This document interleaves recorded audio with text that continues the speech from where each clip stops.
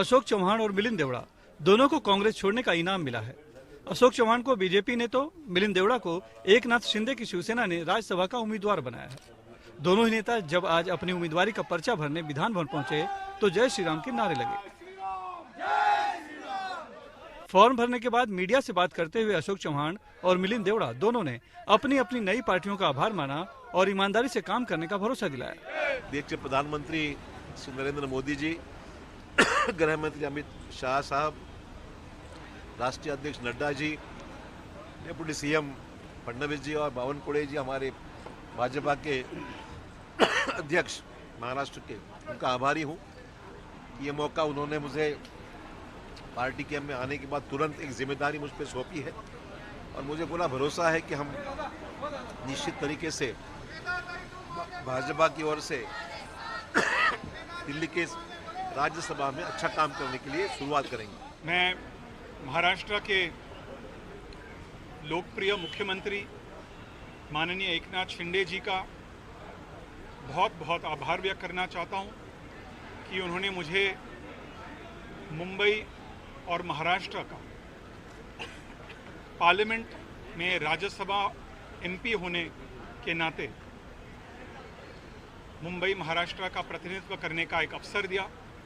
मैं शिवसेना के सभी एमएलएज, विधायकों का और खास करके सभी कार्यकर्ताओं का भी दिल के गहराइयों से आभार व्यक्त करना चाहता हूं। मैं शिंदे साहब को, पार्टी के सभी आमदारों को और सभी कार्यकर्ताओं को आश्वस्त करना चाहूँगा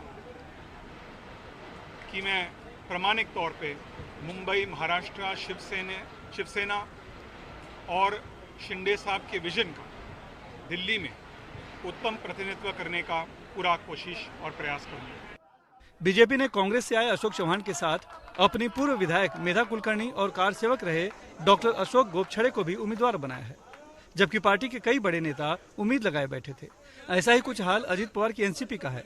पार्टी ने फिर से अपने केंद्रीय नेता प्रफुल्ल पटेल को राज्यसभा की उम्मीदवारी दी, जबकि उनका कार्यकाल अभी बाकी है। फॉर्म भरने के बाद प्रफुल्ल पटेल ने अपनी उम्मीदवारी को रणनीति का हिस्सा बताया। आप लोग सोचते होंगे कि 4 साल से ज़्यादा बाकी टर्म रहने के बाद क्यों फॉर्म भरा गया है। ये निश्चित एक पॉलिटिकल स्ट्रेटेजी का हिस्सा है और आगे आने वाले दिनों में आपको उसकी साफ चित्र नज़र आएगा। थोड़ा इंतज़ार करिए, थोड़ा आप लोगों के लिए रहस्य रहना ये भी अच्छी बात है। पहले मिलिंद देवड़ा, फिर बाबा सिद्दीकी और अब अशोक चौहान के पार्टी छोड़ने से सकते में आई कांग्रेस ने इस बार फिर से अपने दलित नेता चंद्रकांत हंडोरे को राज्यसभा की उम्मीदवारी दी है। कहीं कुछ और विधायक पाला न बदल लें, इसलिए विधान भवन में ही विधायक दल की बैठक बुलाई गई। उसमें भी 7 विधायकों के नहीं पहुंचने की खबर है। हालांकि पार्टी ने दावा किया कि सभी विधायक उनके संपर्क में हैं।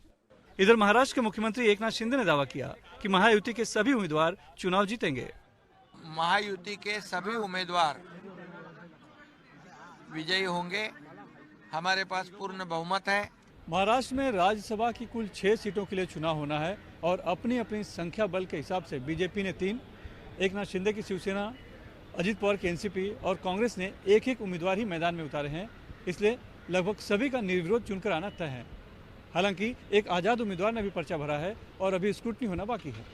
मुंबई से कैमरामैन अमित पवार के साथ सुनील सिंह, एनडीटीवी इंडिया के लिए।